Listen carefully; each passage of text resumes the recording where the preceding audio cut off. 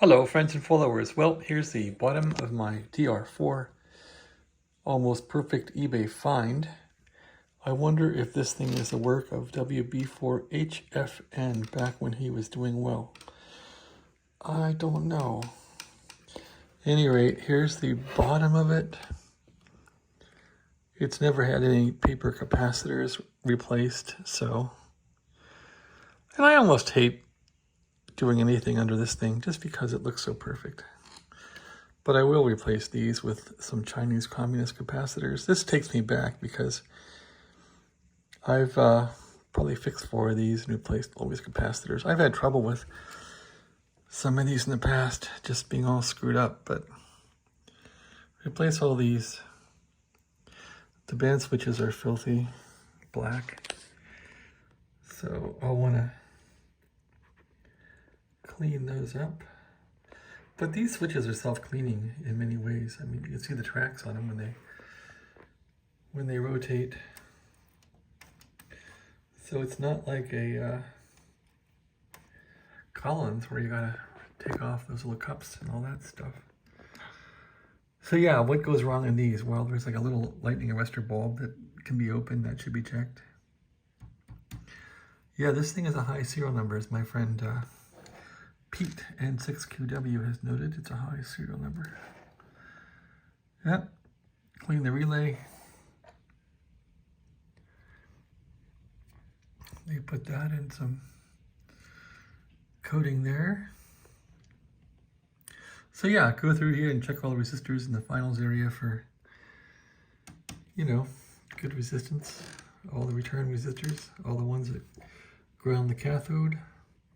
And Drake has some wiring problems on these. So really, when you first get one of these, you want to go through here and look at all the connections and make sure they aren't touching, make sure nothing is close, something weird happened. It doesn't have the Collins wiring exactness, but what can I say? It's a gorgeous radio.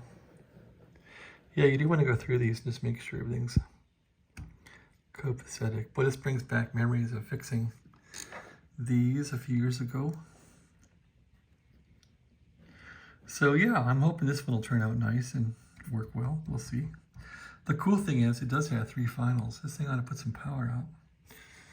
And the power supply I plan to use, that's a national power supply, puts out about, I think, 750 volts or something. That'll be enough to power these.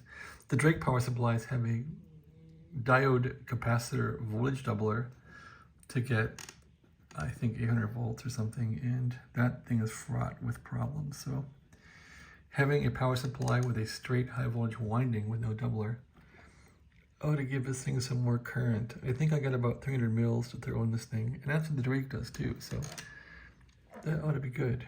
I haven't seen the finals yet to know how they're doing, but nope. I think the plan here is clean up the band switch, replace all the paper guys here,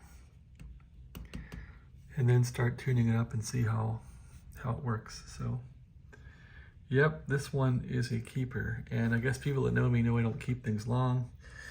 I'm always on to the next fixing project, but this one's a gorgeous example of a fine Drake. My God, it's unbelievable.